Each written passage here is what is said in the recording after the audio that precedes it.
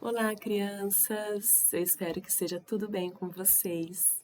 Vamos iniciar a nossa aula de ciências na página 104, ok? Hoje a gente vai começar a unidade 5, falando um pouquinho sobre a água e o mar e o ar e as misturas encontradas na natureza. A gente pode observar, né, nesta bela imagem, o mar, as rochas, a areia, né? Um meio ambiente muito bonito, um lugar que eu gostaria de estar com certeza nesse momento, e vocês? Muito gostoso, né? Na página 105, nós temos algumas perguntinhas. O ar atmosférico e a água do mar retratados na imagem são exemplos de misturas? Sim, né? A gente já estudou um pouquinho sobre isso. O ar atmosférico ele é formado por misturas, sim, principalmente de nitrogênio e oxigênio. E a água do mar é formada por sais e outros minerais, tá bom? Existem outros elementos da natureza que são formados por mais de um componente? Sim, a maioria dos elementos da natureza são formados por mais de um componente, tá? Como, por exemplo, rochas, areia. A maioria são formados por mais de um componente. E o que acontece com o ambiente quando ele é poluído com materiais produzidos pelos seres humanos? O que acontece, pessoal? A gente já estudou um pouquinho sobre isso em português, né? Sobre os animais em risco de extinção. Então, quando o ser humano ele polui o meio ambiente, ele prejudica a vida dos seres vivos, né? Presentes naquele local. Dos seres vivos, dos animais, dos vegetais, ok? Vamos agora para a página 106. Vamos lá, preparem o lápis grafite de vocês, que aqui tem uma tarefinha para nós fazermos. A água é importante para a vida na Terra. Deixa eu aumentar mais um pouquinho. Pois todos os seres vivos precisam dela para viver, né? Nós, seres humanos, por exemplo, precisamos de água para manter o bom funcionamento do nosso corpo. Então, a gente usa a água para diversas situações da nossa vida, tanto para nós tomarmos, né, com a intenção de nos hidratarmos, quanto para a nossa higiene, quanto para a preparação dos alimentos, quanto para a limpeza da nossa casa. Então, a água realmente é essencial para a nossa sobrevivência. Aqui na imagem, nós temos duas figuras de crianças bebendo água, né? Então, olhem só a legenda. A água é necessária para a hidratação do nosso corpo, por isso devemos ingerir cerca de 2 litros de água todos os dias. Olha a minha garrafinha aqui, ó. Eu não abandono a minha garrafinha de água, porque toda hora eu estou me hidratando. Nessa primeira imagem, as crianças estão bebendo água do quê, hein? De um bebedouro. E na segunda imagem, o menininho, né, está bebendo água de uma garrafinha, ok? Aqui a gente vai responder algumas perguntinhas. Quais tipos de água as crianças da imagem estão bebendo? Então, olhem só. Essas crianças que estão bebendo água do bebedouro estão bebendo água filtrada, né? Então, água filtrada do bebedouro, e esse menino está bebendo uma água mineral, que é a água da garrafinha, ok? Então, nesta primeira imagem, nessa primeira pergunta, quais tipos de água as crianças da imagem estão bebendo? Água mineral, tá? Que seria a água do menino, e água filtrada do bebedouro. Então, aqui vocês podem escrever, tá? Podem pausar para escrever. Água mineral e água filtrada do bebedouro. Não se esqueçam de começar com letra maiúscula, tá bom? Água mineral e água filtrada do bebedouro, certo? Porque não é recomendável beber a água que sai da torneira da pia. Algumas pessoas têm esse costume, né? Não tem um filtro em casa e bebem água da torneira da pia. Não é muito recomendável porque pode haver impurezas que prejudicam a nossa saúde, tá bom? Então, por que não é recomendável beber a água que sai da torneira da pia? Porque pode conter impurezas que prejudica a nossa saúde, tá bom? Porque pode conter impurezas que prejudica a nossa saúde. Vocês podem ir dando pausa, tá bom? Eu só não vou ficar esperando muito para o vídeo não ficar muito longo, mas vocês vão pausando para responder. Além de beber a água, em quais momentos do seu dia a dia você utiliza esse líquido, né? Então, essa questão é uma questão mais pessoal. Como eu disse anteriormente, a água a gente utiliza, além de beber para nos hidratar, né? Para a nossa higiene, para a preparação dos alimentos, para a limpeza de algum objeto, por exemplo, né? Quando a gente acaba de comer, a gente arruma a cozinha, certo? Utilizando água, né? Então, para a limpeza de objetos e para a limpeza também da nossa casa, para lavar roupas, ok?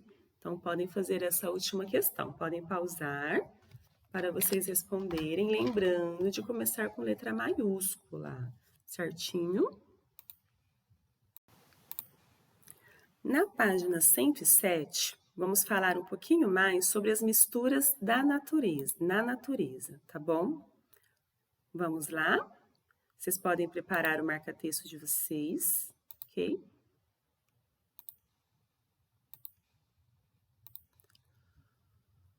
A maioria dos materiais encontrados na natureza é composta por misturas, pois apresentam mais de um componente, né? Então, como eu disse lá no início da unidade, vocês podem grifar essa parte. A maioria dos materiais encontrados na natureza é composta por misturas, tá? Por que é composta por misturas? Porque apresenta mais de um componente. Elas podem estar no estado líquido, sólido ou gasoso, tá? A chuva, por exemplo, é uma mistura líquida, certo? É uma mistura líquida, pessoal, porque apresenta também substâncias poluentes na chuva. Os gases lançados por um vulcão são encontrados no estado gasoso e as rochas, como o granito, são sólidos. Então, aqui a gente tem exemplos, né? A chuva como uma mistura líquida, os gases lançados por um vulcão, um exemplo de estado gasoso, e as rochas como um exemplo de misturas em estados sólidos, ok? Vamos falar um pouquinho mais sobre a água agora. Como nós já estudamos, a água é essencial para a sobrevivência de todos os seres vivos, todos. Plantas e animais apresentam esse líquido em seu organismo e necessitam dele para viver, né? A plantinha, se a gente tem um vaso na nossa casa com alguma plantinha, se a gente não joga água, ela vai morrer, né? Então, as plantas também necessitam da água para sobreviver. Os seres humanos, por exemplo, aqui essa parte a gente pode grifar. Os seres humanos, por exemplo, utilizam a água do planeta na alimentação e na higiene pessoal, tá? A água encontrada no nosso planeta pode ser doce ou salgada, tá? Quando a gente fala de água doce, são as águas dos rios, das lagoas, das represas, e a água salgada é a água do oceano. A que usamos em nossa casa e na agricultura é a água doce. Então, a água que a gente usa em nossas casas, né, e na agricultura para a irrigação do solo é a água doce. A água salgada, como a do mar, apresenta grande quantidade de sal e é imprópria para o consumo. Então, a gente não deve consumir a água do mar porque ela possui uma grande quantidade de sal, né? Então, não é muito adequado para o consumo. Vamos lá? Doce ou salgada, ela não é constituída somente por água, componente conhecido quimicamente por H2O. Vocês já ouviram falar nesse componente, pessoal? H2O, né? É uma fórmula molecular da água, que significa uma molécula com 2 átomos de hidrogênio e uma molécula de oxigênio. Nela são encontrados outros materiais dissolvidos, né? Então, na água, aqui está falando que a água ela não é necessariamente pura, ela também tem outros materiais envolvidos, né? Como, por exemplo, alguns sais. Para ser consumida, ela deve ser transformada em água potável. Então, vocês podem grifar aqui, ó. Para ser consumida, transformada em água potável. Água potável é uma água adequada para que a gente possa beber, tá bom? Aqui tem o significado dela, olha. Água potável é aquela apropriada para o consumo, porque não oferece riscos para a saúde do corpo. Para ser considerada potável, ela não pode ter impurezas, cheiro, cor ou gosto e precisa estar livre de micro-organismos causadores de doenças. Por isso, a importância de se ingerir uma água mineral ou uma água filtrada, para a gente não correr o risco de ficar doente, tá? Para isso, a água de rios e lagos é captada e segue para estações de tratamento, como a que está representada a seguir. Olhem só que legal na página 108. Vamos lá?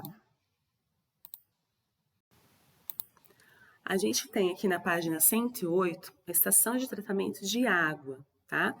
ETA. Vamos entender um pouquinho melhor? Olhem só, vamos olhar a legenda primeiro. Representação das principais etapas de uma estação de tratamento de água. Então, tudo começa aqui na captação, né? Onde é captada a água. Depois de captada, a água passa para o processo de coagulação, tá? Aqui na coagulação, ela é a aplicação de produtos químicos para purificar a água. Depois da coagulação, vai para o processo da floculação, onde adicionam-se coagulantes químicos para a formação de flóculos que carregam a sujeira, tá? Tá vendo aqui que formaram flóculos? Na decantação, olhem só, a gente estudou sobre isso na unidade passada, é onde ocorre a separação das partículas mais pesadas durante a floculação, né? E os flocos vão para o fundo dos decantadores, tá?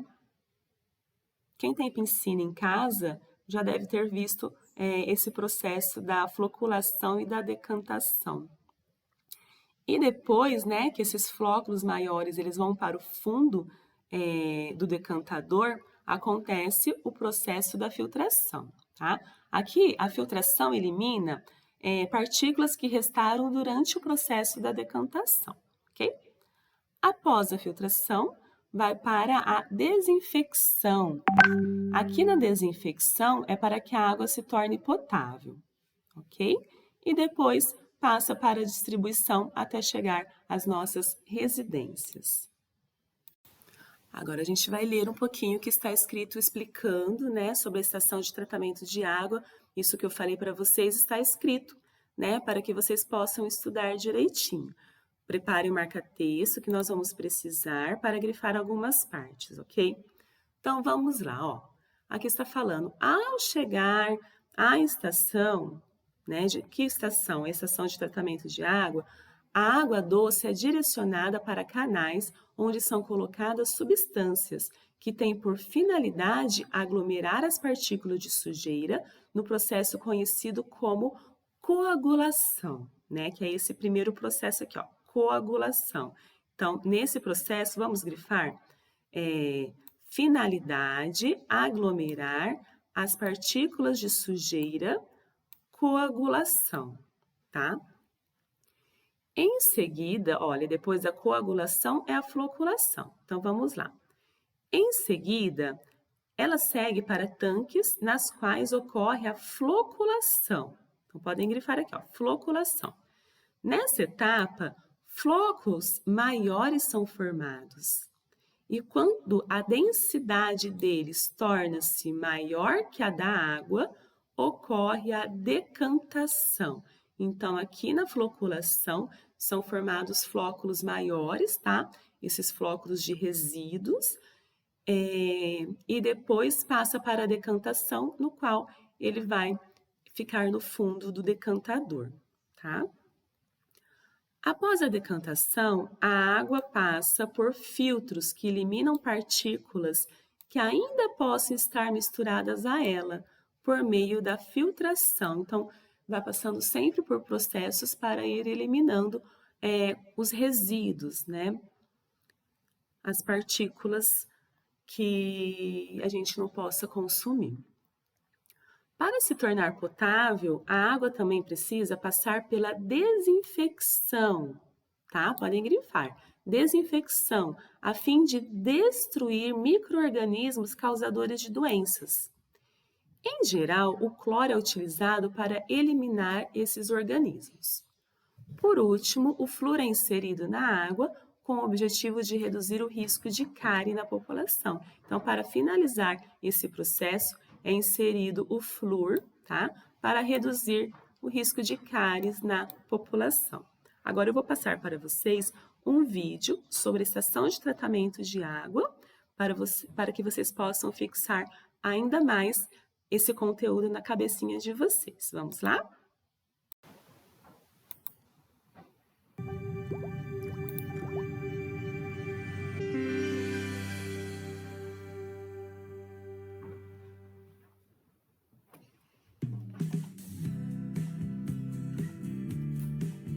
O tratamento da água começa com a oxidação, que é o processo de injeção de um agente oxidante na água, como cloro, para tornar insolúveis os metais presentes. O segundo passo é a coagulação, que através da adição de coagulantes promove a desestabilização das partículas de sujeira. Para otimizar o processo de coagulação, adiciona-se a cal, que mantém o pH da água no nível adequado. Depois disso, a água passa pelo processo de floculação, formando flocos mais consistentes, pesados e de maior tamanho. Já na decantação, os flocos formados no processo anterior separam-se da água indo para o fundo dos decantadores. Em seguida, a água passa pela filtração, quando são retiradas as impurezas que não sedimentaram. Depois da filtração, é feita ainda a desinfecção. Nesta etapa, a água recebe um agente desinfetante para eliminar os germes nocivos à saúde. Além disso, é feita a correção de pH, que é a adição de mais cal para proteger as redes de distribuição e das casas contra corrosão e incrustações. Por fim, em atendimento à portaria do Ministério da Saúde, é realizada a fluoretação da água através da adição de compostos químicos à base de flúor, com o objetivo de reduzir a incidência de cáries dentárias. A Copasa mantém um controle rigoroso. Então, pessoal, aqui a gente pôde observar, né, mais detalhadamente como funciona uma estação de tratamento de água, tá bom? Vamos agora na página 109. Vamos lá? Quando a água potável chega em nossas residências, ela pode ser utilizada durante o banho, a lavagem e o preparo de alimentos e ao lavar roupas, tá? E outras coisas também, como eu já citei. No entanto, antes de beber essa água, ela deve ser filtrada, tá bom? Antes de beber essa água, ela deve ser filtrada.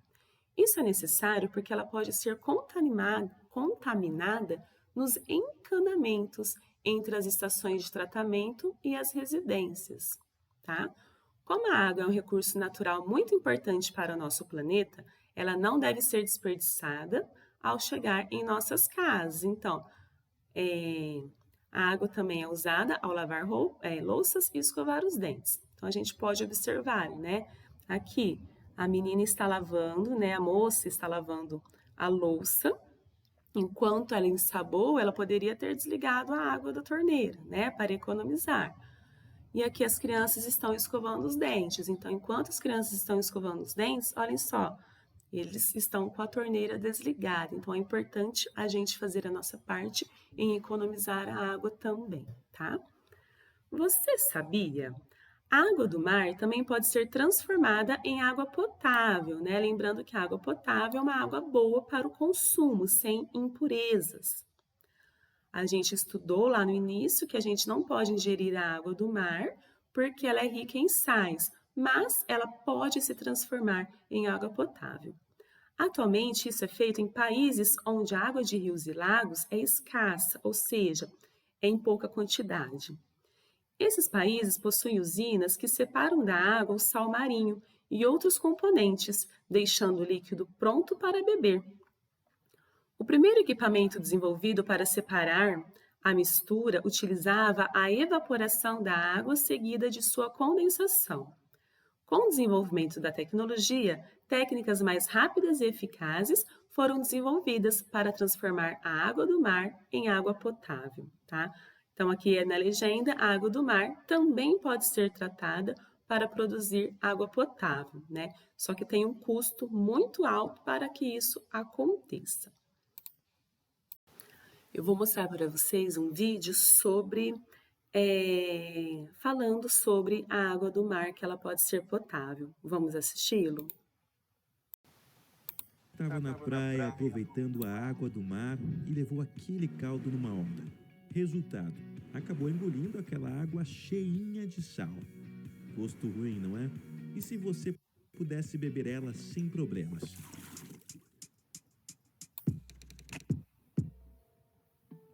Antes de falar melhor sobre essa ideia, vamos relembrar aquela aula de ciência do ensino fundamental. A nossa Terra é composta por 97% de água.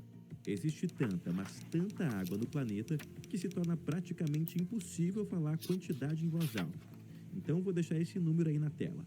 E toda essa quantidade está sempre em um ciclo constante. Mas se tem tanta água assim, por que tem gente passando sede por todo o mundo, inclusive aqui no Brasil? Bom, a água do mar é rica em cloreto de sódio. Sim, o famoso sal de cozinha que a gente usa para temperar a comida. E por isso ela é imprópria para o consumo. O mais normal é a gente consumir a água doce dos rios, dos lagos e das represas. Mas nem todo lugar do mundo conta com a sorte de ter grandes quantidades de água doce disponíveis.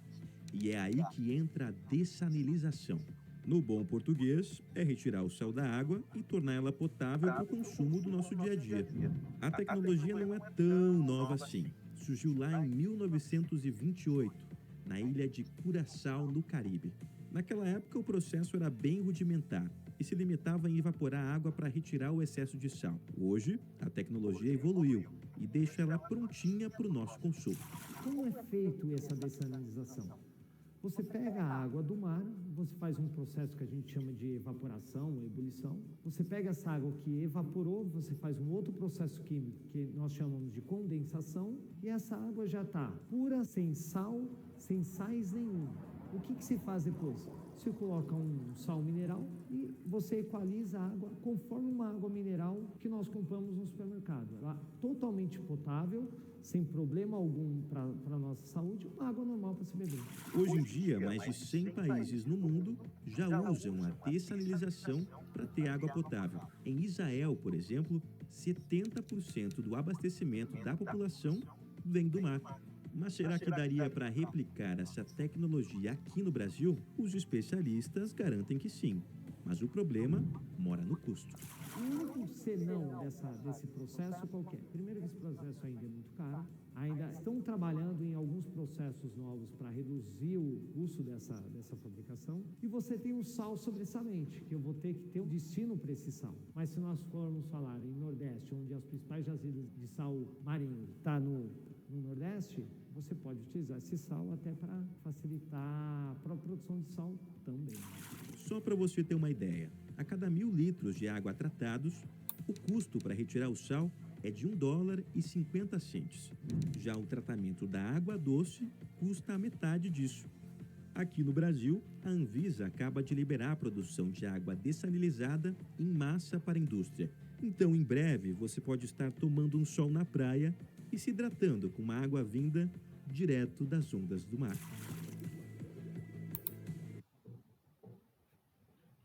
Legal, né, pessoal? Vocês sabiam disso? Que a água do mar pode se tornar potável?